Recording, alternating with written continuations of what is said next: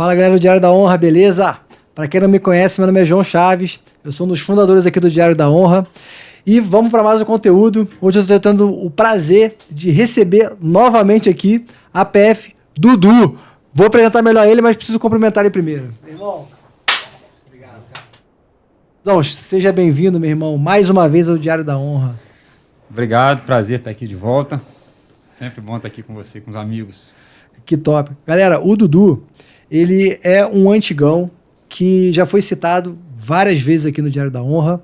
Ele é o chefe do CEOP, que é o Serviço Operacional... Serviço de Ensino Operacional. Serviço de Ensino Operacional, que reúne todas as matérias operacionais na ANP, não é isso?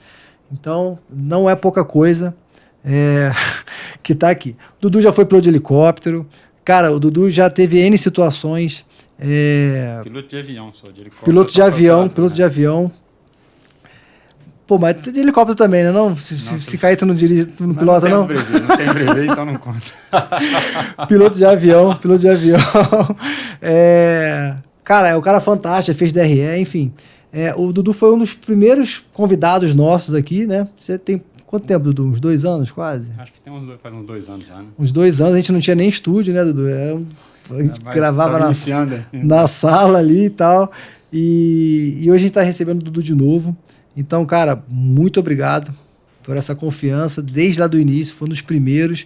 E o Dudu, cara, graças ao Dudu ter vindo, vários outros antigões também, né, acreditaram no projeto, graças a ele. Pô, se o Dudu foi lá, pô, então o negócio vai dar certo, né? Então, graças ao Dudu que a gente está aqui hoje, galera. Então, Dudu, obrigado, meu irmão.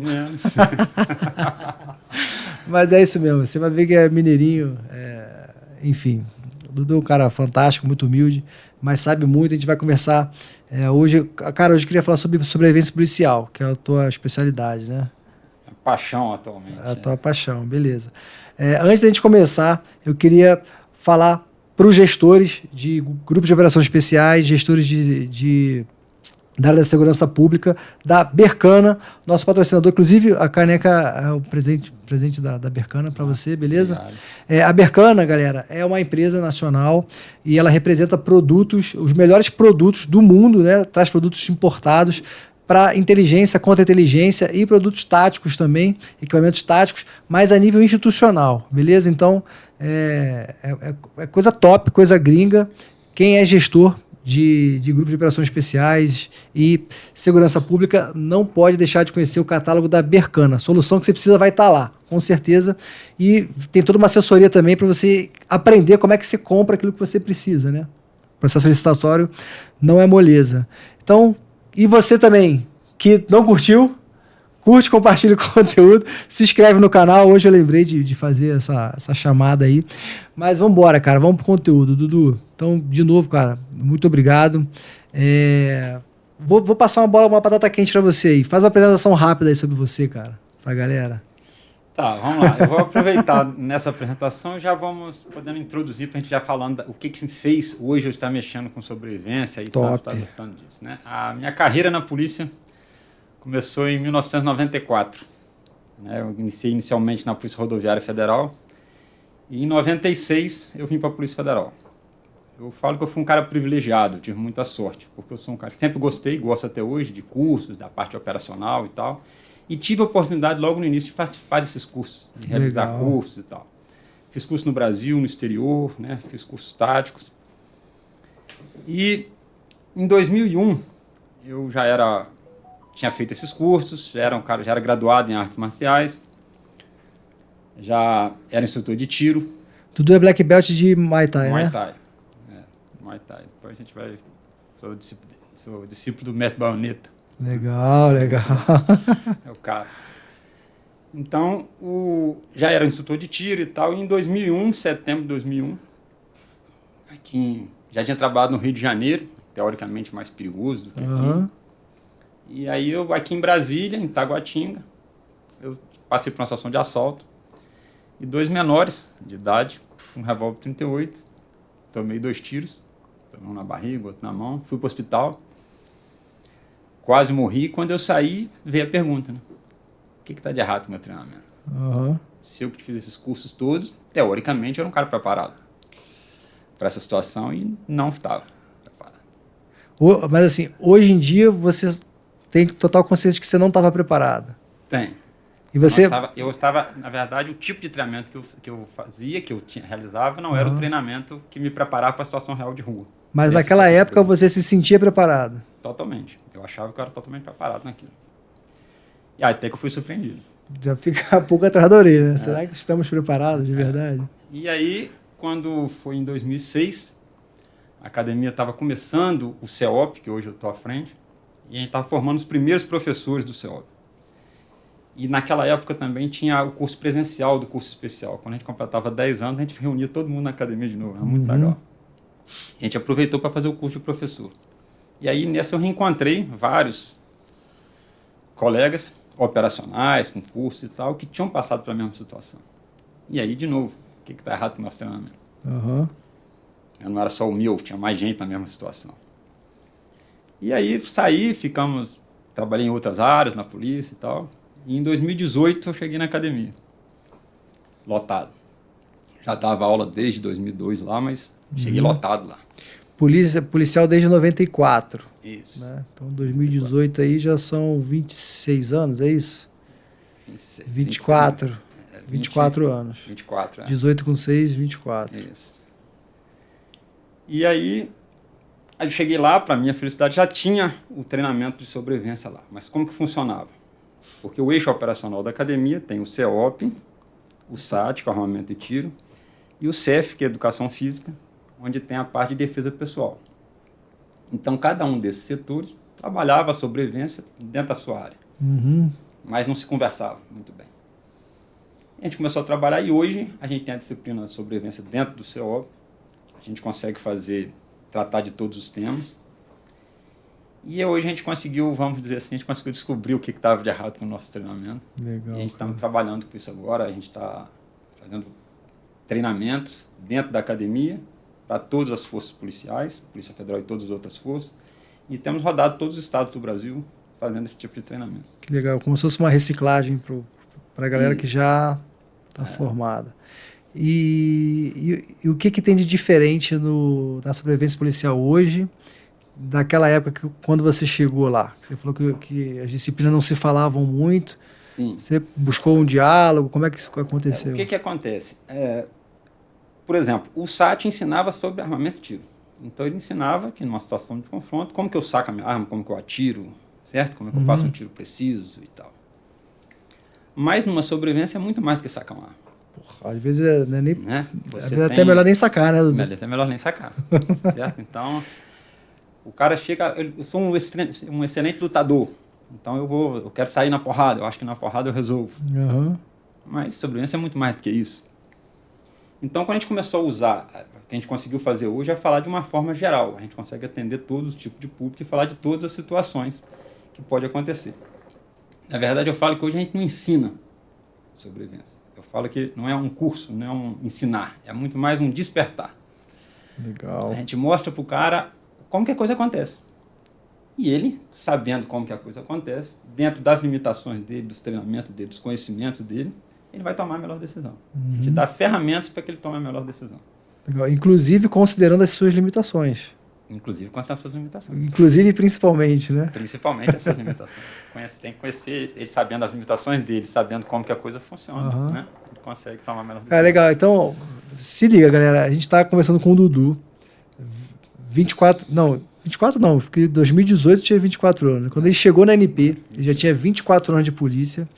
Já tinha vivido uma experiência de rua, assim, né, impactante.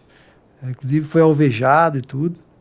E depois disso, foi dar aula, né, e construiu, vamos dizer assim, uma nova doutrina de sobrevivência policial. A gente pode falar isso?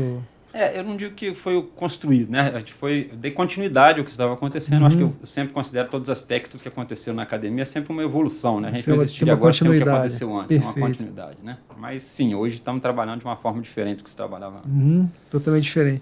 E dá para ver o olho do Dudu brilhando, dá para ver que ele gosta desse negócio de sobrevivência policial. já viveu na prática, sabe a importância disso e hoje em dia está tendo a oportunidade de ensinar aos mais jovens e aos mais antigos também, né? Sim. Nessa reciclagem. Inclusive, assim, a grande satisfação é quando logo nos primeiros treinamentos que a gente começou, a gente recebeu o retorno de colegas, né? Que tinham participado do treinamento e o cara ligar de volta e falar, olha, aconteceu comigo, muito próximo do que vocês fizeram e tal, e eu tô vivo graças ao treinamento. Isso aí não tem preço, Então né? já teve até um feedback da galera que foi pra rua e...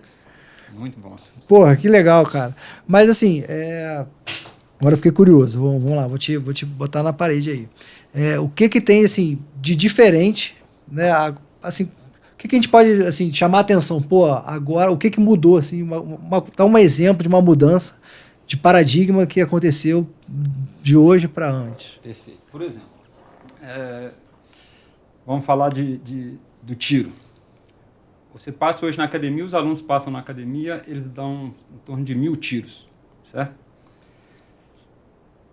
Mais de 90% desses tiros, eles atiram de coldre externo. Uhum. Na rua você está como? Sem coldre externo, exatamente. O saque do coldre externo é completamente diferente do coldre interno. Você tem que saber o saque e tem que treinar para isso. A maioria dos tiros que você faz parado em linha, com um alvo de papel parado à sua frente. O confronto real é completamente diferente disso. Porra, né? Então eu falo muito com os alunos. Os alunos chegam, tem uma prova que eles saem da posição 3, que é a arma recolhida aqui, e tem 2 segundos para efetuar 2 disparos no alvo. E eles acham que isso é difícil. Estatísticas mostram que a maioria dos confrontos duram 3 segundos, o confronto inteiro.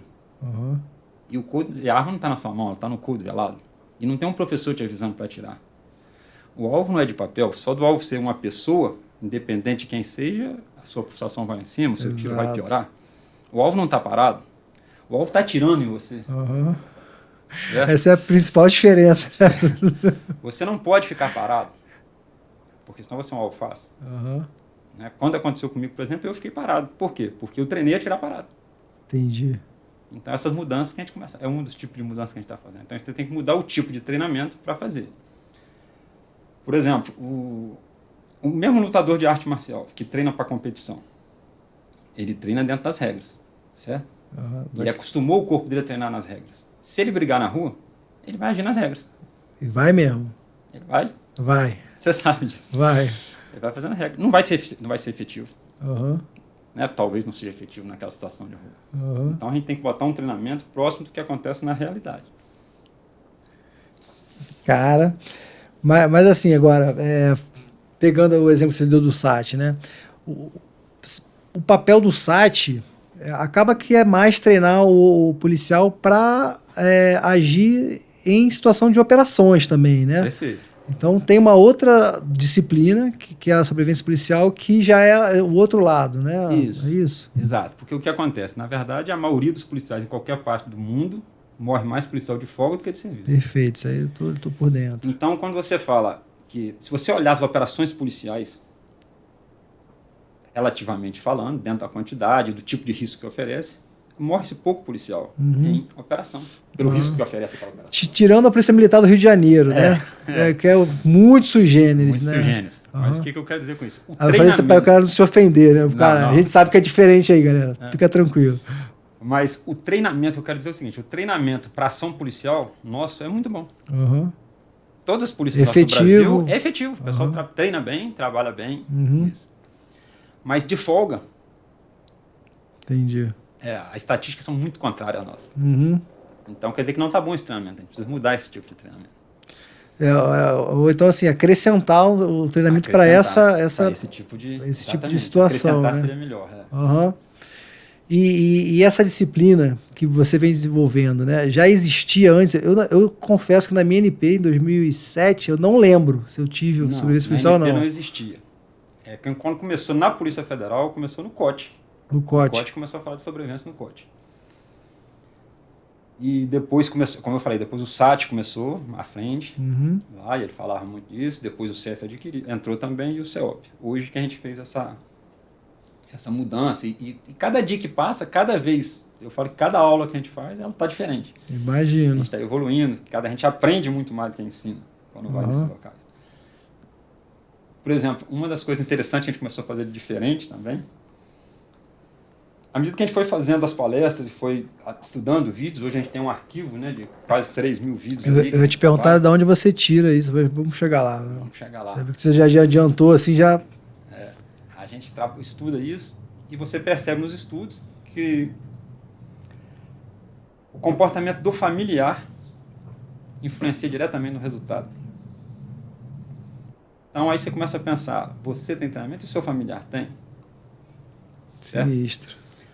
Por exemplo, Porque assim, um policial de folga, em tese, ele está com a família dele, está no carro, a família dele tem que estar orquestrada ali com o que ele vai fazer. Uma coisa que a gente fala nessas palestras, hoje a gente faz uma palestra específica para os familiares, até a professora Ana Paula que faz isso hoje. Então tem uma palestra só para os familiares dos policiais. Só para os familiares, que foi desenvolvido justamente por isso. À medida que a gente foi fazendo, como eu estava falando, à medida que a gente foi fazendo as palestras, e a gente foi percebendo isso, essa professora Ana Paula falou comigo, porra, a gente tem que falar com os familiares, tem que conversar com os familiares. E aí a gente começou a perceber, por exemplo, aquela pergunta que você com certeza já, o pessoal que está ouvindo também muito já deve ter ouvido. Tiro na rua. Dá para saber de onde vem o tiro? Não dá. O barulho você não vai saber. Uma criança com medo, ela corre para onde? Pro pai, pra mãe. Se você tiver com seu filho e começar um tiroteio, seu filho vai correr para cima de você. Já parou para pensar nisso? Vai. E aí você trocar o tiro. Ele e ela, meus dois filhos, vão pra cima de mim. Porque criança quando machuca, vai achando pra mãe, mas quando tem um perigo, vai pra cima do pai. É impressionante isso, né? E tem o outro lado da moeda. Caraca, Dudu, é isso mesmo, velho. Se tiver um adulto com você, o adulto escutou como nós escutamos também, a vida inteira não reage. A criança vai correr para você para ser protegido. O adulto vai querer te segurar para que você não reage, porque ele quer te proteger. Nós já tivemos casos, nós tivemos um colega que quando anunciou o assalto, a esposa segurou ele e ele não tinha sacado ainda. Ele não reage. Puta merda. E ele foi executado. Temos um caso, um policial militar no Espírito Santo, que o cara chegou com uma faca para assaltar. A noiva não deixou ele reagir, o cara tomou a arma dele e executou ele com a arma dele. E isso, assim, ela não deixou ele reagir, foi um instinto dela, não pode nem culpar a menina, falar assim, pô, caraca, o instinto dela foi, né? Exato, não é culpa dela. Né? Ela não tinha nenhum preparo para isso. Exato. Ninguém falou isso com ela. Né? Hoje a gente tem esse treinamento. Inclusive, já tivemos retorno também de colegas que se envolveram em situação e o familiar agiu exatamente da forma que queria e ele retornou para dizer, olha, foi graças à palestra. Cara, eu nunca tive esse papo assim com a minha família. Eu já, assim, na época que eu tava na polícia, já levei minha esposa para tirar, né? Já tirou e tudo, mas trocar essa ideia, né? Fazer um tie ali com a família e tal. É exatamente o que eu falo. Quem tem treinado, você já conversou com a sua família o que você vai fazer quando alguém entrar assaltando sua casa? Cara, eu já falei que eu vou atirar na pessoa, só isso. Mas o que eles têm que fazer? É. Qual local que eles vão se ligar? Sabe o telefone para onde ligar? Certo? Sabe não. E aí, se você começa a trabalhar isso, você vai mexendo... Liga pro 16. Isso tá brifado lá em casa, só as crianças que não sabem. E assim, uma coisa interessante você ver que até detalhes que parecem muito bobos, mas talvez você saiba onde é o hospital mais próximo da sua casa. Sei. Você sabe, não sabe? Seus familiares sabem. Quando chegar lá, se precisar mesmo, a gente levar, né? Sabe. Quando você sai de férias, que você vai para uma casa. Eu olho. Você olha? Eu olho. Isso é importante olhar, porque às vezes o cara está preocupado lá com qual que é a melhor praia, qual é a melhor coisa. Então, mas é que tá. Eu olho, mas eu não mostro a minha esposa. Falo, ó, qualquer coisa aqui. Se eu me ferrar, já era. Exatamente. Então, eu olho aquela coisa, pô, se a criança der algum problema aqui, de onde tem que correr, eu geralmente olho, mas eu realmente não brifo com ela. Pois é, esse briefing é muito interessante, né? É o que a gente chama, inclusive, de... Isso é um tipo de antecipação. Quando a gente fala em antecipação, o pessoal tem aquele conceito muito clássico de antecipação e pensa só no momento em si. Exato. A sobrevivência começa muito antes de sair de casa. As suas escolhas, todas as escolhas que você fez, que vai resolver, vai te dizer se você vai voltar no final do dia para casa. Tem alguém se sentindo culpado, assim, que nem eu? Porra, tá acabando comigo. Cara, é importante. Hoje é quarta-feira, né? Foi ontem. Acho que foi segunda-feira mesmo. Peguei minha arma e mostrei para minhas crianças, né? Minha filha já tinha visto e tal, mas o Davi não tinha visto ainda, né? O Davi vai fazer 3 anos. Aí eu desmuniciei a arma, né? Falei, ó, tá aqui, ó, a arma do papai e tal. Ele tá com aquela coisa de pô, tudo ele faz pô, aquela coisa, pô. Falei, ó, aqui é a arma do papai, só que essa aqui, a arma aqui é de verdade, né? Aí deu um briefzinho ali e tal. Ele viu, achou legal, mas meio que voltou a brincar. E a minha filha, que já vai fazer 7, se interessou mais, né? Aí eu subi com ela, né? Aí deixei ela pegar mais, né? Mostrei como é que funcionava, ó. Aqui vai explodir a munição aqui dentro, vai empurrar essa parte aqui para trás, que é o ferrolho, a mola vai puxar. Quando ele for para trás, tem um ganchinho aqui, mostrei para ela que puxa o cartucho, enfim. E ela ficou bem interessada, né? E eu falei, ó, o dia que ela estiver aqui em cima da mesa, ninguém pega. O dia que você quiser ver, você me fala que eu te mostro. Só não vai pegar. Então eu fiz esse briefing de segurança, né, com eles, mas em uma situação de assalto, nunca fiz, nem sei como fazer. A gente fala, basicamente, a gente passa um bom tempo fazendo essa palestra, mas basicamente a gente fala para eles fazer o quê? Livrar um ambiente, buscar abrigo e pedir ajuda. Porque a tendência dele é ficar próximo. Quanto mais próximo da gente, é pior. Você impede a gente de agir, certo? Uhum. Só tem uma coisa pra gente, só tem uma coisa pior do que a gente perder a nossa vida, perder a vida dos nossos familiares. Porra, nem fala, meu irmão. Então, como é que você vai lidar com aquilo? Se eles saírem, eles estão resolvendo. Uhum. Já é o até porque a gente, né? A gente até... Eu nunca vivi uma situação dessa, né? Então, eu só estou fazendo suposições aqui e só dá para fazer suposições mesmo, porque na hora a gente não sabe, né? Como é que vai ser.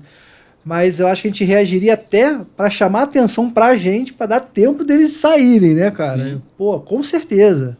Né? Então, mas o problema é que vocês vierem para cima. Eu nunca tinha nem pensado nisso, cara. E assim, e a gente tem um outro problema enquanto policiais. Nós fomos treinados para o confronto. Vamos treinar para ir para cima. E nem sempre para cima é a melhor opção. A gente passa nos treinamentos, né, que a gente chama de janela de oportunidade, seria aquela oportunidade que você tem para reagir. Mas a gente busca a janela de oportunidade para sacar a arma e atirar. Exato. A gente tem que buscar a janela de oportunidade para sobreviver. É diferente o conceito. Então, quando você começa a pensar de forma diferente, você começa a treinar de forma diferente, e aí você começa a ter mais efetividade. Cara, é difícil isso, hein, Dudu? Porque a gente tem realmente... Não sei se a gente é treinado, né? Mas a gente... Ainda mais a gente que é mais operacional e tal, é como se fosse desonroso, né? Você não viver uma situação e não reagir. Pô, você... sair fora e não reagir. Não é tão fácil assim, né, para nossa cabeça isso, né? Agora você tocou um assunto que eu vou aproveitar, que é interessante. O que é o conceito de reagir? Né, que a gente explica, o pessoal fala muito em não reagir, né? Os nossos especialistas falam muito em não reagir. Agora, o que é reagir? O cara anunciou um assalto e você saca a sua arma e vai para o confronto. É uma reação? Sim. O cara anunciou um assalto e você analisa a situação, não está bom para você, mas você tem a opção de fugir, você foge do ambiente. É uma reação? Também. Você obedecer o comando. O cara te deu assalto, deu o comando de assalto, você começa a olhar para os lados, fala, não tem como reagir aqui, e você obedecer de forma consciente, analisando o ambiente. Entendi. É uma reação?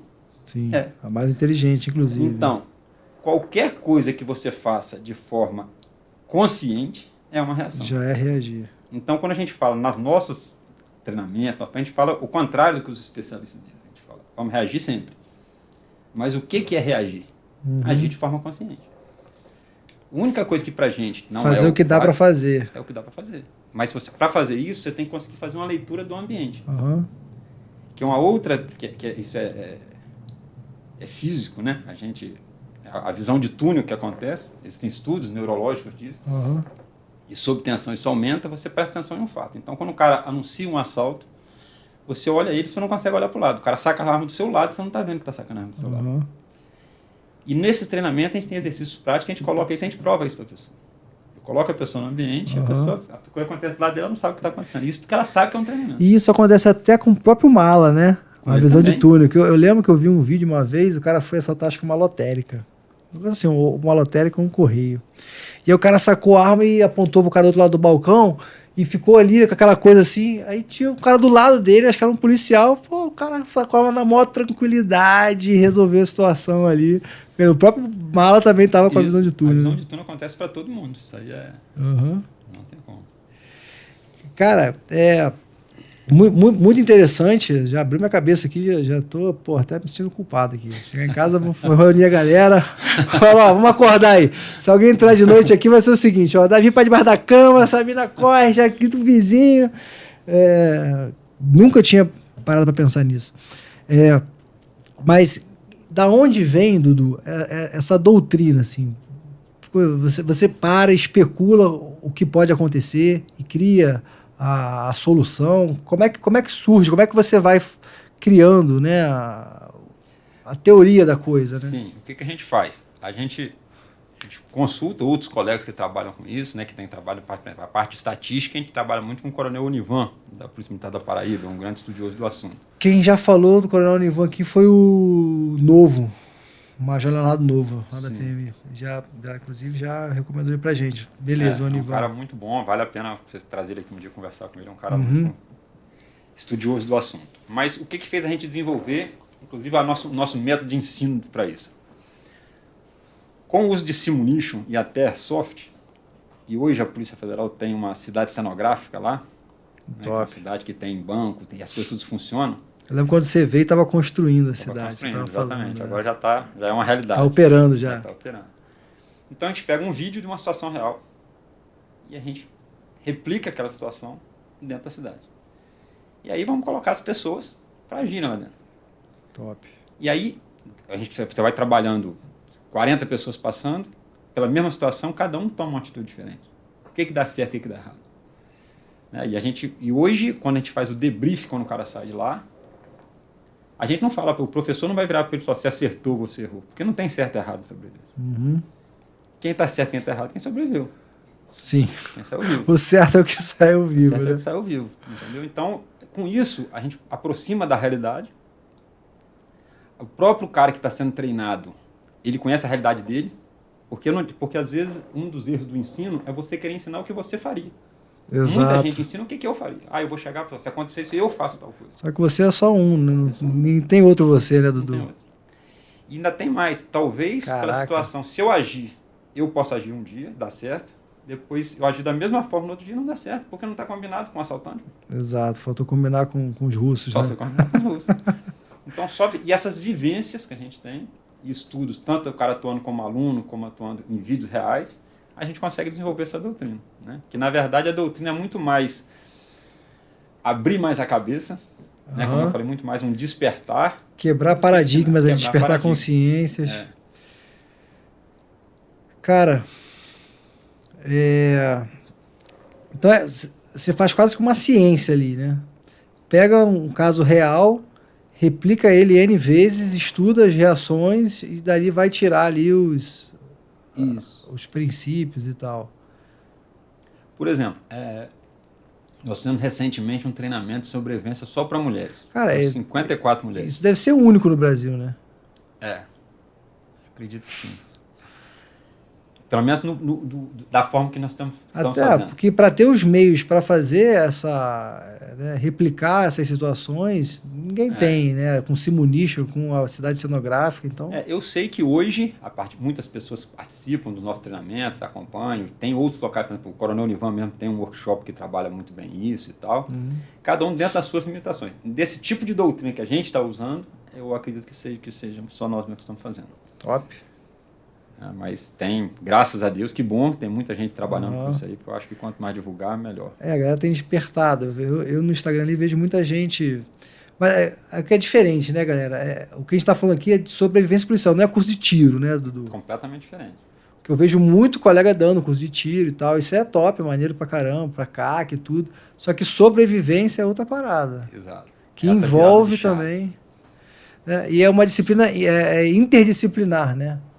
Porque, cara, e assim, você foi a tempestade ideal ali, porque você é o cara que tem informação marcial, na arte marcial, você tem informação de tiro, né? Você estudou do SAT também? Sou. Por acaso. Tem a vivência policial, né? E tem a vivência já, né, do confronto mesmo fora de serviço, né? Então, porra, só existe um Dudu, meu irmão. Não tem mais. Esse aqui é o único cara que reuniu tudo isso aqui e ainda tá no lugar certo, né? Porque tem todos os meios na ANP, uma cidade cenográfica ao seu dispor, né? Equipamento, simunicho e tudo. E gente, colega te fornecendo informação que vivenciaram também na prática. Sim. Então, pô, você é o cara único, não tem como.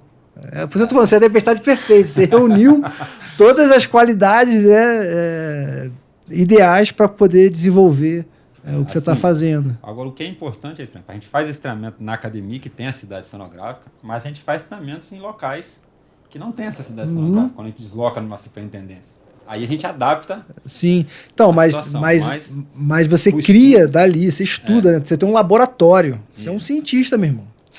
Tô falando sério, tu tá rindo? Você tá fazendo ciência, cara. Né? Ciência comportamental, né? Debaixo de fogo ali. Legal, cara. Como é que você vê, na tua avaliação, assim, os alunos, né? Os novinhos que chegam lá e são expostos a essas situações? Que eles ali, a gente, não sei se a gente pode considerar que são pessoas normais ainda, né? Estão em formação, já estão numa transição, né? Mas ainda tem muito do paisano que, né? Como é que uma avaliação assim, ali, cara?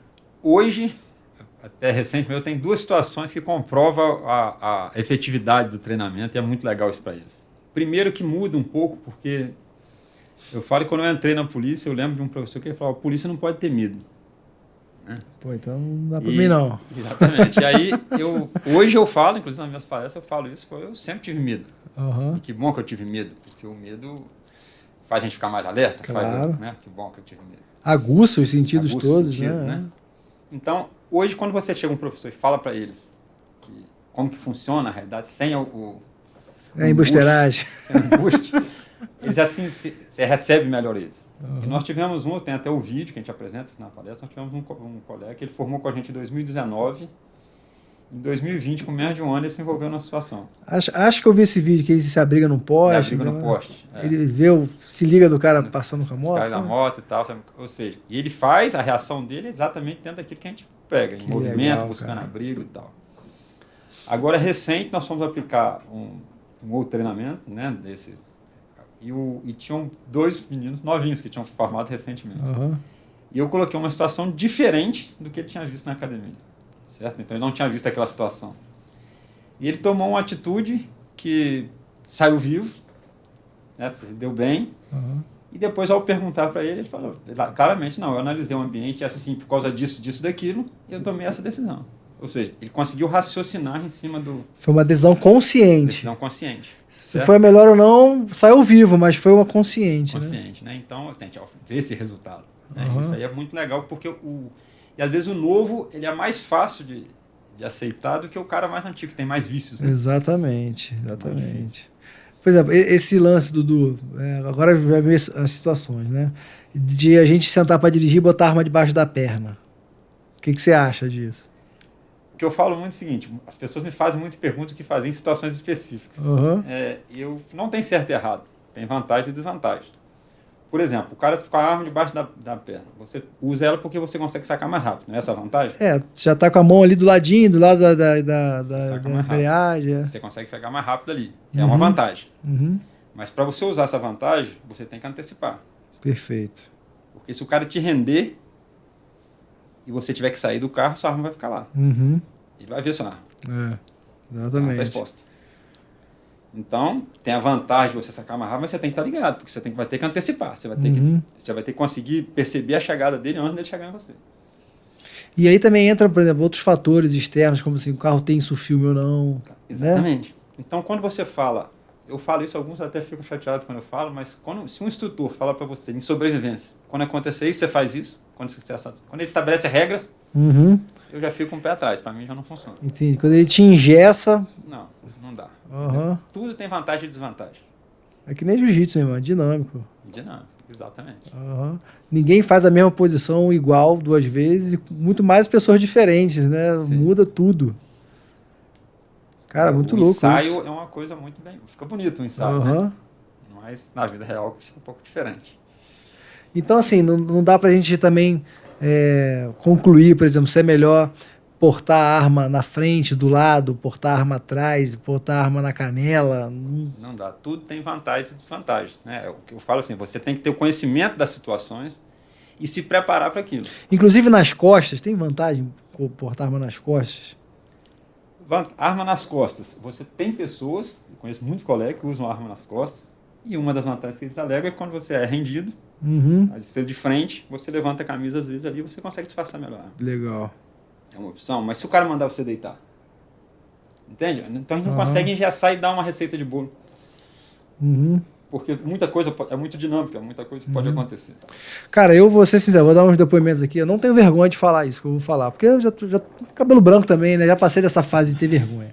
Mas, cara, quando eu tomei posse na polícia, eu lembro que eu tentei usar arma pra trás. Mas sabe por quê? Porque eu via nos filmes os caras usando. Juro pra você. Falei, pô, maneiro pra caramba, meu irmão. Sacar a arma das costas, né? Tu, aquela coisa toda. Só que basta você sentar pra dirigir a viatura que você já desiste de usar a arma nas costas. Que nem a algema, cara. Meu irmão, o novinho vai botar a algema nas costas, né? Não, porque você consegue acessar com as duas mãos. Irmão, senta na viatura com a algema nas costas pra tu ver. A carne viva que vai ficar ali nas tuas costas, né? Então, cara, aí eu passei a botar a algema na frente, que eu consigo acessar com as duas mãos também. Mas, por exemplo... Inclusive estrutura física. O cara, porque às vezes tem uma barriga muito grande e tal, e a arma aqui na frente, talvez fica mais difícil dele sacar, talvez fica mais difícil dele sacar atrás. Aí, ó, tá falando pra 16. Começar a adaptar o teu saque aí, meu.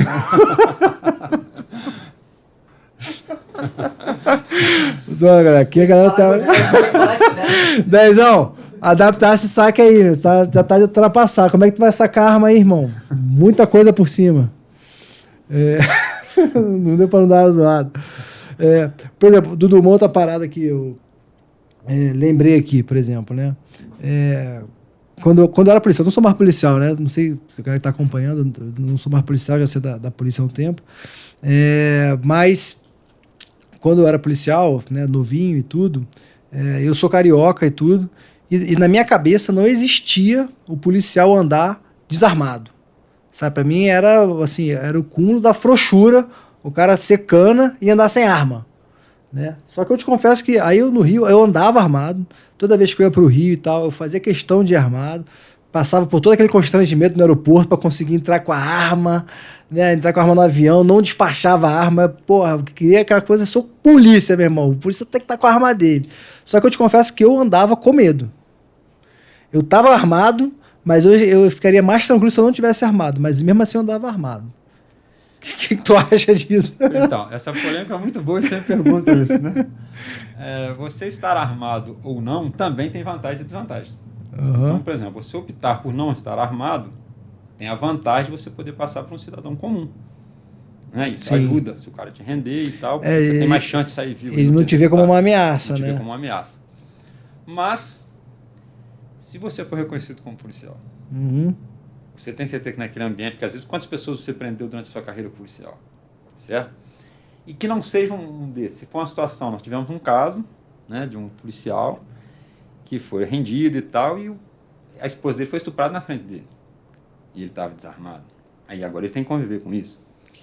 Porra. Então tudo tem vantagens e desvantagens. E essa era a minha... Eu pensava assim, sabe? Cara, imagina eu tô desarmado e acontece um assalto. Pô, eu não vou me permitir, é uma chance que eu teria de reagir à cabeça do ficar torcendo para ter um assalto e tá armado. Por outro lado, houve um período na minha vida que eu andei desarmado. Legal. Quando a minha filha estava de colo, e eu que estava com ela, eu andava com ela no colo, qual a possibilidade de eu reagir, de eu sacar aquela arma ali? Eu jamais me perdoaria se eu sacasse um tiro e acontecesse. Entendi. Então eu optei naquela fase. Assumiu esse risco, né? Assumiu esse risco. Então, como eu estou falando, tudo que a gente faz tem vantagem e desvantagem. Qual o risco que eu vou correr? O que eu estou disposto a aceitar, a conviver? E aí você faz sua escolha. E se prepara para agir dentro daquela sua escolha. E é legal isso, cara. Agora, assim, a gente mais experiente, né? A gente consegue entender melhor as coisas. Eu sempre fui, né? Da adolescência não, mas já mais maduro na polícia, eu sempre fui um defensor do direito de você portar arma, sabe? Eu acho que, cara, a gente tem que ter o direito de andar armado. Eu falo de porte mesmo, né? Essa não é posse. Não, posse é, eu quero ter um arsenal nuclear em casa. Mas, eu sou a favor, né, do cara poder escolher.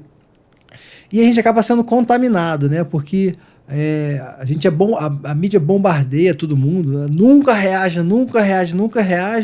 E você, você que é a favor do cara portar arma, você começa a querer combater essa mentalidade. Aí você fala, não, tem que reagir, tem que andar. Aí você cai no erro de querer confrontar uma narrativa com outra narrativa que também está dissociada da realidade, né? Qualquer extremo nessa situação... Perfeito. Fica ruim, a gente tem que andar, você tem no Perfeito, meio, perfeito. Então, assim, hoje em dia, ainda mais depois desse papo aqui, eu sei que existem situações que é melhor estar desarmado.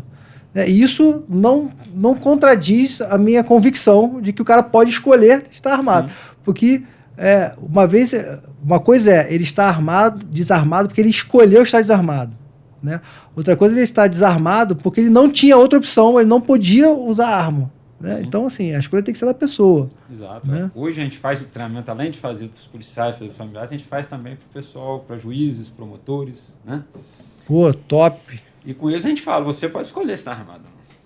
Uhum. O policial, às vezes, ele não tem muita opção, mas você tem essa opção. Exato. Então, como é que a gente faz com eles? A gente mostra a realidade e ele vai escolher. Olha, se você quer andar armado, tem suas vantagens, são essas, e tem essas consequências. Uhum. Você não quer andar armado? Tem essas vantagens e essas consequências. E aí você faz essa escolha e se prepara para isso. Não, e é legal isso também, cara, porque, por exemplo, o policial, ele vai lá e prende, né, mala pra caramba e tal. Mas, cara, um juiz, um promotor, ele também tá na audiência ali de frente a frente, meu irmão, metendo um ferro quente no maluco, né? Né, se tudo der certo, ele tá ali e ele não tem não lembra de todo mundo que ele já condenou, que ele já acusou, né? Não tem como, né? E tem o lance da roupa também, o cara tá de terno, né? Então tá totalmente diferente, né? Andar armado de terno e andar armado paisanão, assim, tranquilo, isso. Né?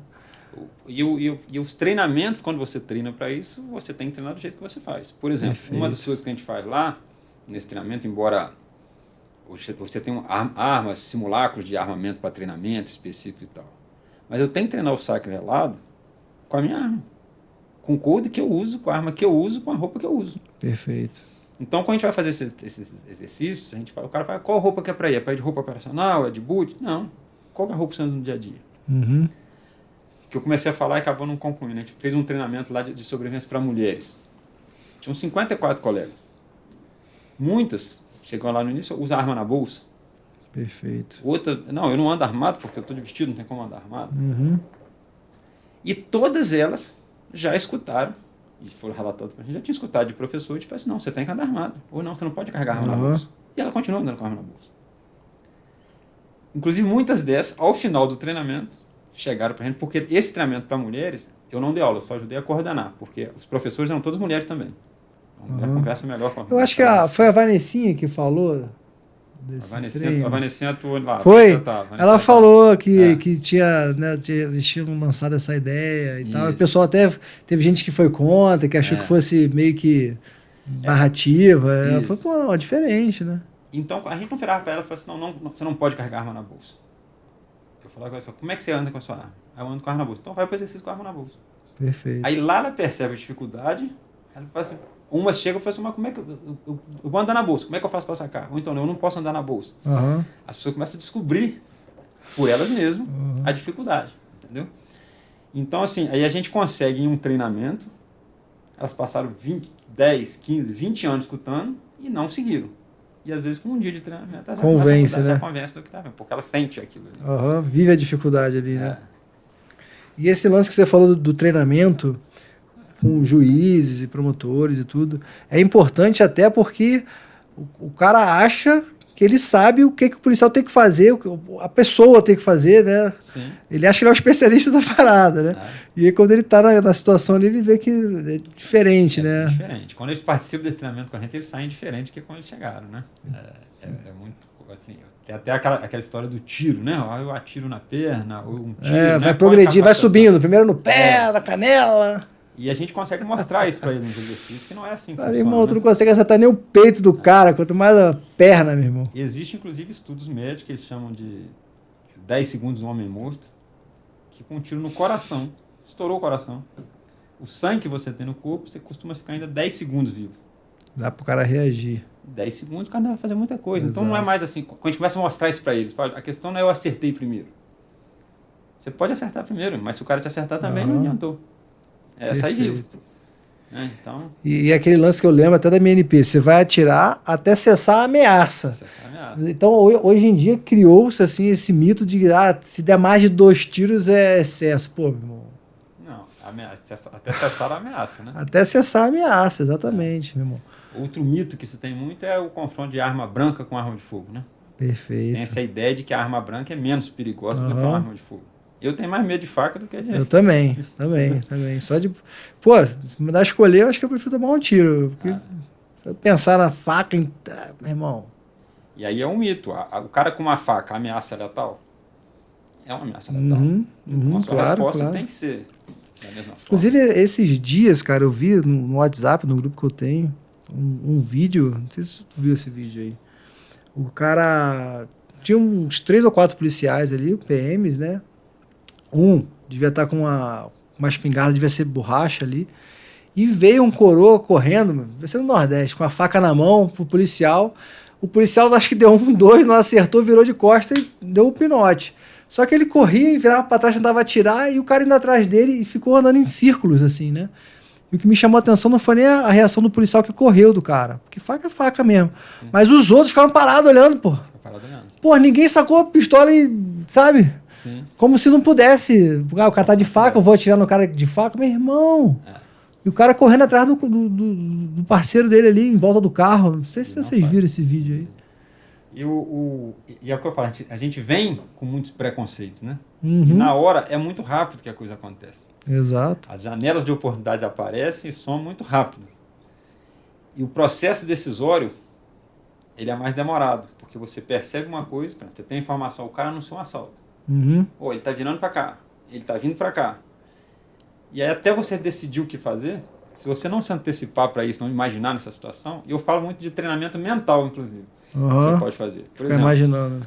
Você chega num local, a partir do momento que você se torna, você se aceita como vítima, você está andando pela rua e espera ser assaltado para pensar em se você vai ser assaltado, o que você vai fazer.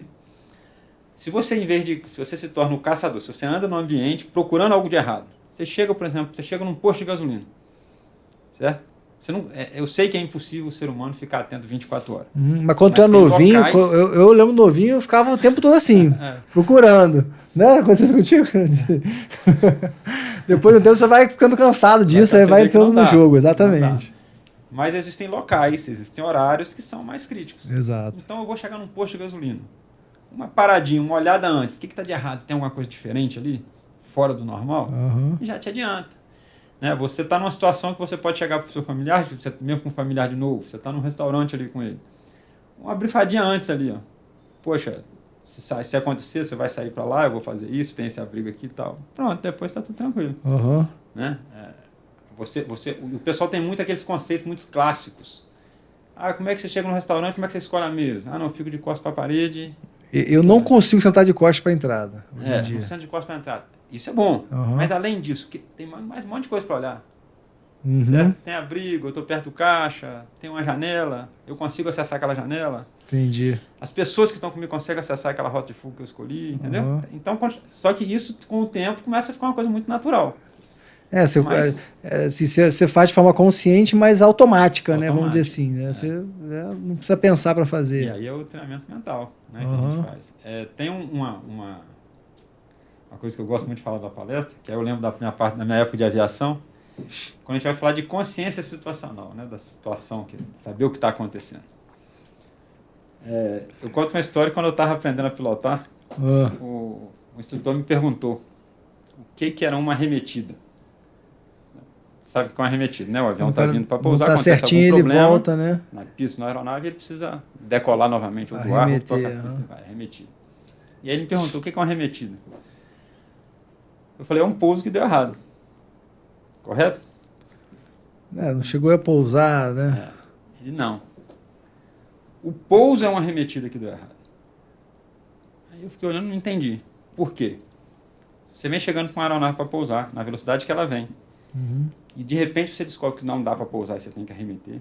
É tanta coisa que você tem que fazer na aeronave, que você não vai ter tempo de arremeter. Entendi, você vai ter que pousar. Aí você traz essa realidade. Então como que a gente pousa? A gente vem com a aeronave preparado para arremeter. Pronta para arremeter, inclusive a rota que vai seguir depois, já fala com a torre o que eu vou fazer e vem. Não aconteceu nada, tira o motor e pousa. Beleza? Agora traz essa ideia para o nosso dia a dia. Você anda pela rua achando que não vai acontecer. Mas... E de repente surge um assalto. É tanta coisa que você tem que pensar. Quantos assaltantes são, que tipo de arma que ele está usando, tem abrigo, tem mais alguém comigo, eu vou enfrentar, eu vou correr. Certo? É tanta coisa que você tem para pensar num espaço de tempo muito curto, que você não vai ter tempo de tomar uma decisão. Agora, se você anda pronto para arremeter, eu ando procurando, quando acontecer eu já estou preparado para aquilo. Eu tenho consciência da situação. Certo? Top. E você consegue safar muito. Então, esse tipo de coisa de você andar preparado, você andar antecipando, é o que a gente usa muito nas palestras. Galera, o Dudu é muito experiente, né? Pô, quantos anos dando aula, Dudu? Vida inteira praticamente. Porque você está na NP desde 2018, mas você já dava instrução dava aula antes. Desde 2002. Desde 2002 dando aula, então sabe tudo. Tudo que eu perguntar aqui, ele vai ter uma... já foi perguntado antes, né? Porque já teve aluno pra cacete, né? A nossa proposta aqui, quando a gente convidou o Dudu para voltar aqui, seria justamente para a gente falar mais sobre sobrevivência policial, né? E despertar essa consciência na galera, porque é muito importante isso, né? Tão importante quanto saber atirar, mais importante que saber atirar é sobreviver, né? Então, por isso que a gente está girando em torno desse assunto. Mas eu queria, cara, que você, se pudesse, né, contasse como é que foi a tua experiência real no assalto lá, para a galera entender ali. E se você puder, assim, fazer uma análise, o Dudu de hoje, analisar o Dudu daquela época ali. O que você fez de errado, o que você fez de certo. Perfeito. Aconteceu comigo, a minha esposa à época tinha um mercado, ela estava no caixa do mercado, eu cheguei para buscar, fechar o mercado e ir embora. Aí ela pediu para pegar algumas coisas, eu entrei para dentro do mercado para pegar as coisas. Quando eu vim saindo, com as mãos ocupadas, com as sacolas, já tinha 2 assaltantes. Um estava com ela no caixa, empurrando ela e mandando ela abrir a caixa registradora, e o outro lá de fora, com a arma apontada para ela. Ela, muito nervosa, não estava conseguindo abrir o caixa. E aí, não obedece, aquela coisa, eles acabam... Foi a preocupação. Quando eu cheguei com o dedo de cara, então a minha preocupação foi tirar ela daquela situação. E aí eu comecei a falar, não, calma, deixa ela vai abrir o caixa, vai sair e tal. Aí ela foi falando, fazendo o que eu estava fazendo. Ela abriu o caixa, saiu por baixo do balcão e correu para a rua. O menino que estava com ela foi em cima do dinheiro, da caixa registradora, e o outro virou o revólver para mim. Aí eu soltei a sacola e tentei ir embora. Não, tá bom, fui saindo. E quando eu tentei sair, ele puxou o cão do revólver para trás e falou, não brinca não, fica aí, é um assalto, fica aí. Eu parei, fiquei rendido e vi do lado de fora as bicicletas dele. Eu ainda pensei, não, vamos assaltar, vamos embora. Tá tranquilo. Não fez reação. E na época eu usava arma atrás. Usava arma atrás. Você falou. Pô, bizonho. Usava arma atrás. E o que aconteceu? Aí quando eu estava ali, eu não estava prestando reação, quando eu lembro do barulho da caixa registradora fechando, quando fechou a caixa registradora, que o cara já tinha pegado o dinheiro, fechou a caixa, esse que estava de frente para mim só olhou para onde ia e descarregou o revólver. Já correndo. Eu tomei o primeiro tiro na barriga, saquei, o segundo tiro pegou na mão da arma. Pô, então entre um tiro e outro você ainda conseguiu sacar a arma. Tomou o primeiro, saquei, naquela que você está trazendo a arma pro peito para espetar, né? Tá puxando, tomou outro na mão da arma, e aquela coisa que a gente fala muito que um tiro não incapacita, o tiro foi na mão da arma, 38. Aí eu efetuei o primeiro disparo nele, ele caiu para fora, mas continuou correndo.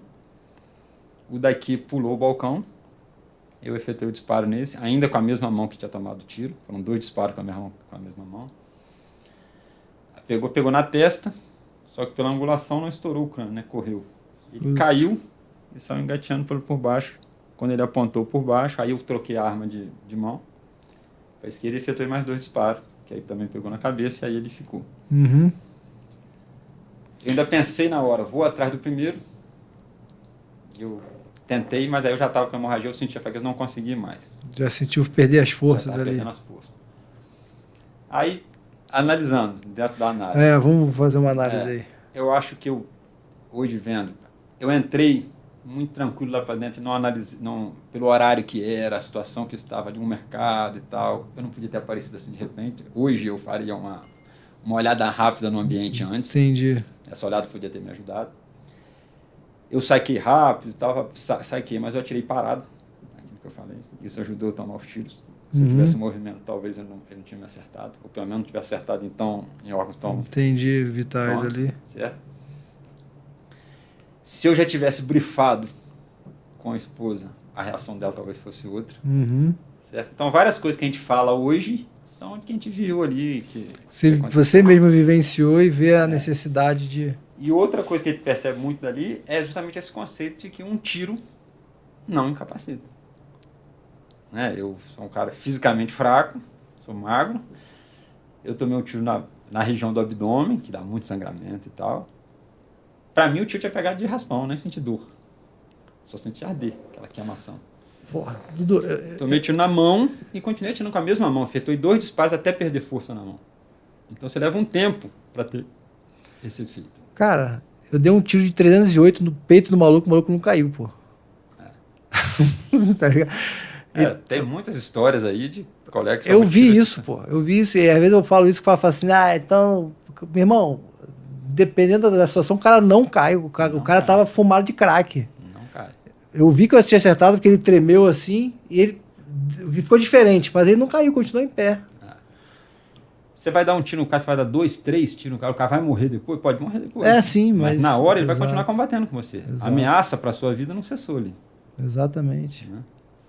Sinistro. Deveria não cair mesmo, não. Cai não.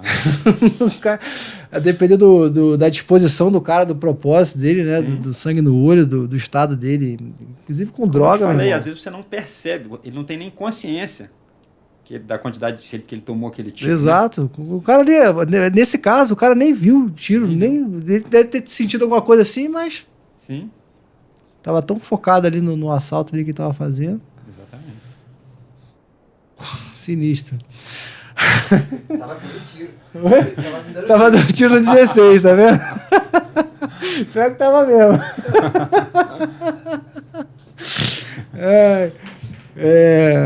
Pô, se a gente for entrar nessa seara aí, a gente não para mais. A gente não para mais. Dudu, cara, tô com mais ideias aqui, cara.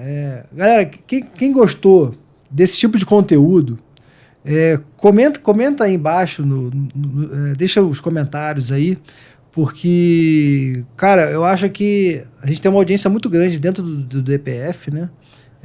E não só no DPF, mas muitos policiais também, além da galera que estuda para ser policial, né? Cara, eu acho que esse assunto aqui é importantíssimo a gente trazer. Eu não digo assim, a gente não tem como a gente dar instrução, que você mostrar as situações, né? O que o cara vai fazer e tal. Até porque você falou que não tem certo nem errado, né?